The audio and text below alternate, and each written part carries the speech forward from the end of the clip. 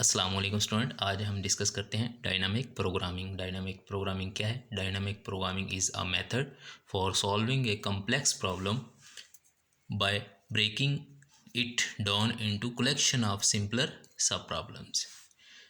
क्या है?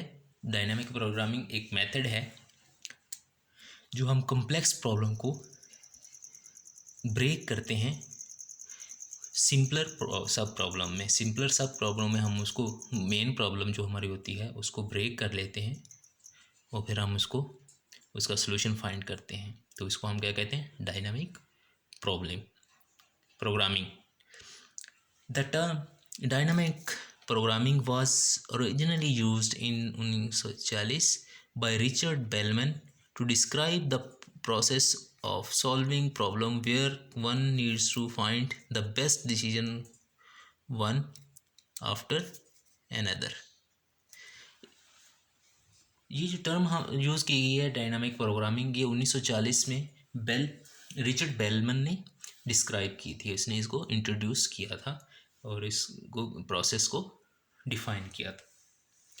अब हम एक एप्लीकेशन देखते हैं, एक एग्जांपल के जरिए देखते हैं कि कैसे हम मेन प्रॉब्लम को सब प्रॉब्लम में कन्वर्ट करते हैं, फिर उसको हम सॉल्व करते हैं।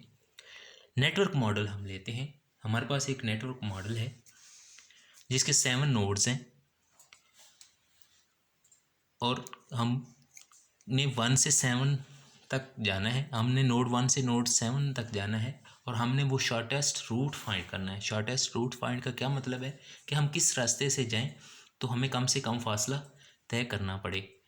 तो हम इसको सॉल्व करते हैं। सबसे पहले हम क्या करते हैं, इसको ब्रेक करते हैं सब प्रॉब्लम में। हमने एक इसकी सब प्रॉब्लम बना ली 1 से 2, 1 से 3, 1 से 4 और दूसरी बनाई 2 से 5, 3 से 5, 3 से 6 और 4 से 5, 4 से 6 और हमने थर्ड बनाई 5 नोड से 7 नोड और 6 नोड से 7 नोड। ये हमने क्या किया है, सब प्रॉब्लम में उसको ब्रेक कर दिया है।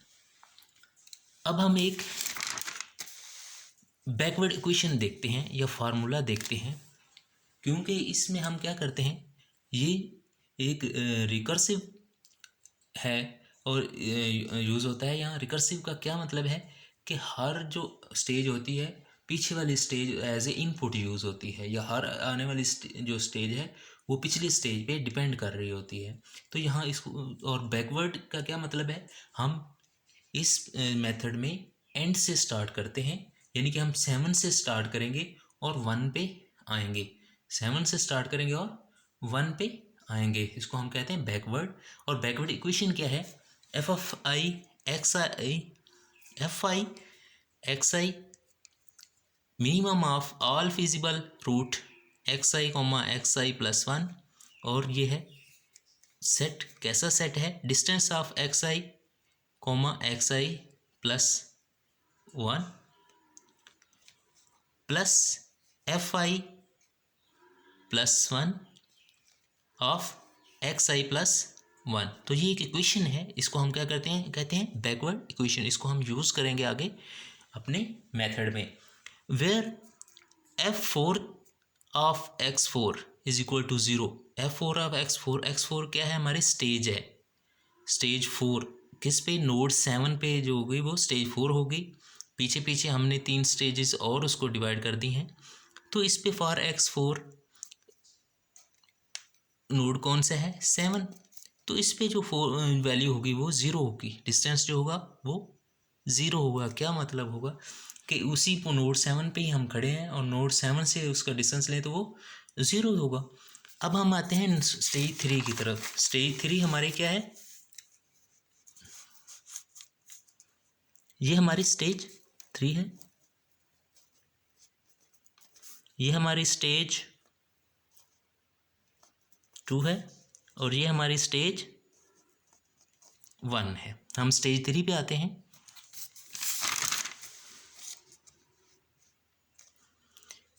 स्टेज 3 क्या है, बिकॉज नोड 7 पे क्या है, x4 हमारी 4 स्टेज है, 7 is connected to node 5 and 6।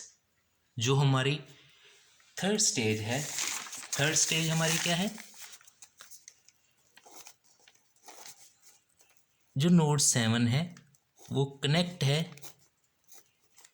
5 से और 6 से, 5 से और 6 से, 9 और 6, 9 और 6 डिस्टेंस है। तो ये हमारी क्या थर्ड स्टेज है। कहता है इस node 7 is connected to node 5 and 6, 3 stage is equal to 5 और 6। कितने इस स्टेज में कितने नोड हैं? 5 और 6 विद एग्जैक्टली 1 रूट ईच। 5 से 7 तक भी एक रूट है और 6 से 7 तक भी एक रूट है। There are no alternative to choose form, कोई और अल्टरनेटिव रूट नहीं है। And stage 3 results can be summarise as, इसको हम कैसे समराइज करते हैं कि डिस्टेंस x3, x4, आप यहाँ प्लस भी लिख सकते हैं, प्लस f4 x4, और आपको पता है कि f4 x4 ज़ीरो है, तो यहाँ ज़ीरो जमा करोगे तो कोई फ़र्क नहीं पड़ेगा।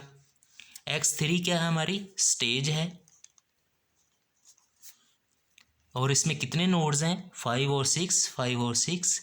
x4 हमारा क्या है? नोड है 7, ये 4 स्टेज है, 7 नोड है। और डिस्टेंस 5 का 9 से डिस्टेंस क्या है? 5 का नोड 5 नोड का 7 नोड से डिस्टेंस कितना है? 9, वो हमने लिख दिया। उसके बाद ये ऑप्टिमल सॉल्यूशन है और ये एक फार्मूला है जिसके ज़रिए हम ये निकालते हैं। अब देखें स्टेज 4 का एक ही नोड है और ये फार्मूला है उस मिनिमाइजेशन से हमने लिखा है कि हम कैसे मिनिमम फाइंड करते हैं। और ये क्या हमारी स्टेज है x4, सिर्फ एक ही नोड है हमारा 7, तो यहाँ हमने 7 7 लिख लिया। इसको हम चेंज भी कर सकते हैं, आगे हम जाएंगे जैसे नोड चेंज होंगे ये भी चेंज हो जाएगा। और 6 नोड का 7 नोड से डिस्टेंस कितना है? 6 है, वो हमने लिख दिया। अब ये जो होता है ये मिनिमम होता है नोड्स के साथ डिस्टेंस, लेकिन यहाँ जो नोड 7 एक ही नोड है तो यहाँ 5 का भी इससे डिस्टेंस, 6 का भी इससे डिस्टेंस एक ही आया है, 9 है और 6 है। तो यहाँ मिनिमम 9 है और यहाँ मिनिमम 6 है, तो ये हमने 9 लिख दिया, ये 6 लिख दिया। नोड किस नोड से हम ले रहे हैं? मिनिमम किस नोड से है? 5 का 7 से, वो 7 लिख दिया। 6 का किससे है? 7 से, वो भी हमने 7 लिख दिया। अब ये तो था सिंपल जिसमें एक ही नोड था हमारा ये, और 5 का इससे डिस्टेंस हम देख रहे थे और 6 का इससे डिस्टेंस हम देख रहे थे। अब जब हम स्टेज 2 पे आते हैं, जब हम स्टेज 2 पे आते हैं तो 2 से 6 का, नोड 2 और 6 का स्टेज 2 क्या है? 2 3 4 5 6 नोड है, ये हमारी स्टेज 2 है। तो 2 से 6 का जो है वो रूट नहीं है। Route 2 6 is blocked because it does not exist, तो यहाँ तो एग्जिस्ट नहीं करता, यहाँ से हम यहाँ आ ही नहीं सकते, तो इसलिए लिख दिया फ्रॉम f3 x3। जैसे हमने यहाँ लिखा f3 x3, स्टेज हमारी 3 थी। We can compare the feasible alternative as shown in following table. आगे हम टेबल में इसका अल्टरनेटिव देखते हैं कैसे हमने टेबल बनाया था। ये हमारा टेबल है जहाँ पे हम स्टेज 2 की बात कर रहे हैं। स्टेज 2 में क्या कितने नोड्स हैं? 1 2 3 और 4, ये टोटल 3 नोड्स हैं, 2 3 और 4। और उसके बाद स्टेज 3 के नोड्स कितने थे? 5 और 6। 5 भी स्टेज 3 का था और 6 भी स्टेज 3 का, वो दोनों नोड्स हमने लिखने हैं। जैसे हमने इधर पहले पिछले टेबल में क्या लिखा था? x4 is equal to 7। तो मतलब क्या था? जो हमारी 4 स्टेज थी उसमें सिर्फ एक ही नोड था, वो क्या था? 7। लेकिन हमारे 3 स्टेज में 5 भी एक नोड है और 6 भी एक नोड है, और हमारी स्टेज 2 में 2 3 4 नोड्स हैं। और हमने ये 2 लिखा, तो ये हमारा हो जाएगा f(2) ऑफ x2। ये हमारी स्टेज 3, जो हमारी स्टेज 3 है, पीछे वाली जो स्टेज हमारी है वो प्रीवियस स्टेज 3 है।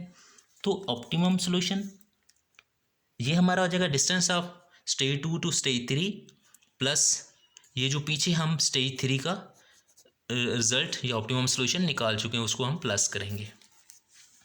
अब हम सबसे पहले देखते हैं 2 से 5 का डिस्टेंस। नोड 2 से नोड 5 का डिस्टेंस। नोड 2 से नोड 5 का डिस्टेंस है 12। ये डिस्टेंस 12 आ गया। प्लस हमने करना है कि जो पीछे हम निकाल चुके हैं, पीछे हम क्या निकाल चुके हैं, नोड 2 से नोड 5 से नोड 7, नोड 5 से नोड 7 का डिस्टेंस हम क्या निकाल चुके हैं, नोड 5 से नोड 7 का डिस्टेंस 9 है, तो ये हमने उसमें ऐड कर दिया, तो ये 21 हो गया। अब हम 3 से 5 का डिस्टेंस देखेंगे। नोड 3 से 5 का डिस्टेंस 8 है, प्लस जो हमारा 5 है उसका हमने जो पीछे डिस्टेंस निकाला था 7 से, वो क्या था 9, तो वो हमने कर दिया, तो ये 17 हो गया। अब हम देखते हैं 4 का 5 से डिस्टेंस। 4 का 5 से डिस्टेंस 7 है, प्लस जो पीछे ये है वो 9 है, जो 5 का 7 से है, क्योंकि हम एज ए इनपुट भी यूज़ कर रहे हैं ना, जो पीछे निकाल रहे हैं, ये भी हम आगे यूज़ करेंगे। ये जो x3 हम निकाला था पिछले टेबल में, वो हम यहाँ यूज़ कर रहे हैं, तो ये आ जाएगा 16। अब 2 से 6 हम जा नहीं सकते, ब्लॉक है। 2 से 6 हम जा नहीं सकते, ब्लॉक है, तो इसको हम वैसे छोड़ देते हैं। उसके बाद हम 3 से 6 देखते हैं कितना डिस्टेंस है। 3 से 6 डिस्टेंस है 9, और 6 का जो हमने 7 से डिस्टेंस देखा था वो था 6 का 7 से 6 था, तो 9 + 6 15 हो गया। अब 4 का 6 के साथ जो डिस्टेंस है, 4 का 6 के साथ डिस्टेंस है वो 13 है, प्लस जो 6 का 7 के साथ डिस्टेंस जो हमने पीछे निकाला था वो 6 है, तो ये 19 हो गया। अब हमने देखना है कि इन दोनों नोड्स में से मिनिमम कौन सा है। ये क्या है, ये जो हमने बैकवर्ड इक्वेशन देखी थी मिनिमम वाली, जो हमने डिस्टेंस निकालते हैं उसका मिनिमम लेते हैं, तो यहाँ पे कोई डिस्टेंस नहीं है, यहाँ पे सिर्फ 21 है, तो 21 ही हमारा मिनिमम डिस्टेंस है। इन दोनों डिस्टेंस में से हमने मिनिमम डिस्टेंस है 21, तो ये 2 का किस नोड्स के साथ डिस्टेंस है, 5 के साथ, तो यहाँ हमने 5 लिख दिया। इसी तरह ये है 17, नोड 3 का नोड 5 के साथ हो गया 17, और 6 के साथ हो गया 15। इन 17 में और 15 में से कौन सा मिनिमम है, 15, तो 15 हमने लिख दिया। और ये किस नोड 3 का किस नोड के साथ होगा, कौन सा नोड हम यूज़ करें, नोड 6 के साथ, नोड 6 हमने लिख दिया। अब यहाँ 16 है,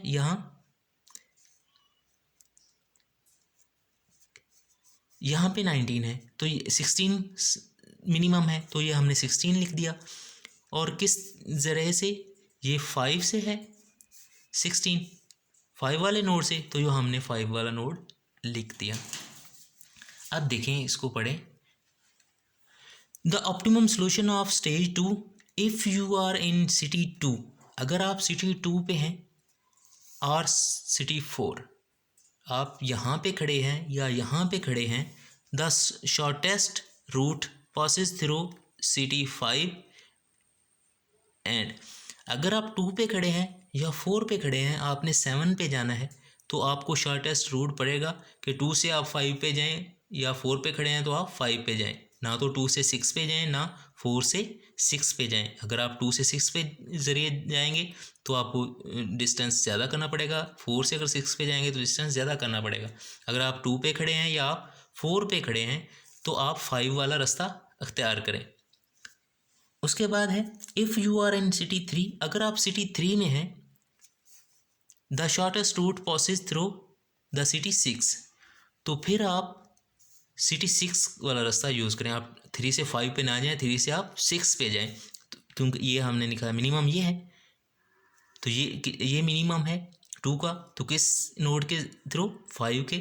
3 का किस नोड के थ्रू है, 6 के। 4 का किस नोड के थ्रू है, 5 के, तो ये आ जाता है।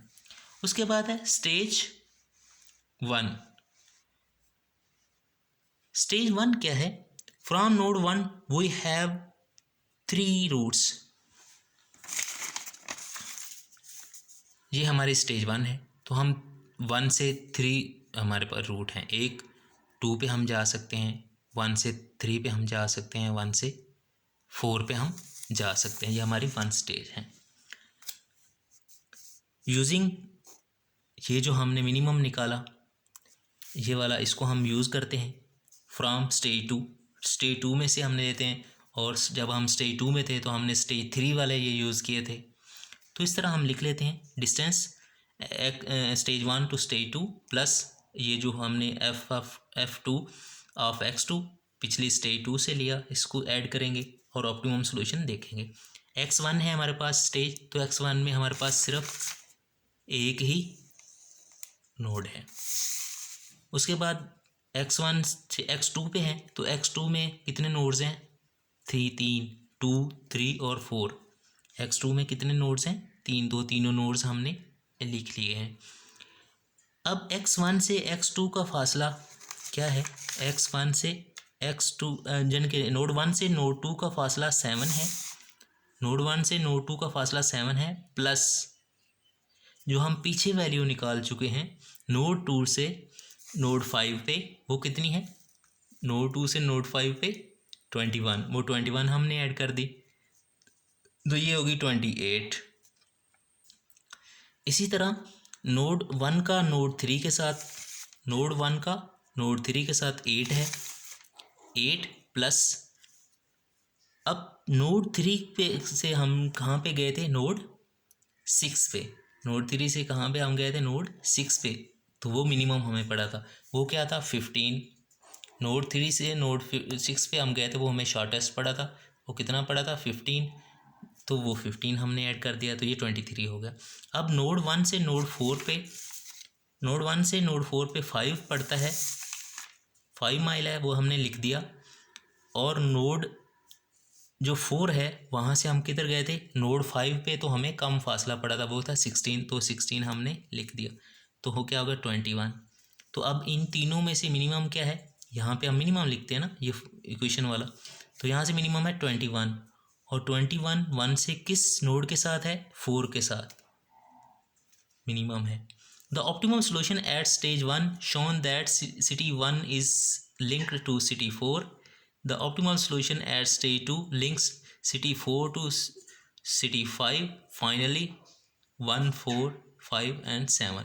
1 से हम 4 पे जाएँ, 4 से हम 5 पे जाएँ, 5 से हम 7 पे जाएँ, तो हमें जो शॉर्टेस्ट डिस्टेंस पड़ता है। अब देखें, यहाँ से हम 4 पे जाएंगे तो हमें कम डिस्टेंस पड़ेगा। यहाँ से हम 4 पे जाएं, 4 से हम 5 पे जाएं, 5 से हम 7 पे जाएं, तो हमें कितने माइल्स होगा? 21 माइल्स। ये जो हमें आ गया है, ये 21 माइल्स है। यहाँ से आप देखें, ये 21 माइल्स आपको मिल गए हैं। यहाँ से आप 4 से 21 मिले हैं, और आप आगे 4 को देखें, 4 का मिनिमम कहाँ है? 5 पे। 5 पे 4 का मिनिमम है। अब 5 पे हम देखते हैं कि 5 का मिनिमम कहाँ है।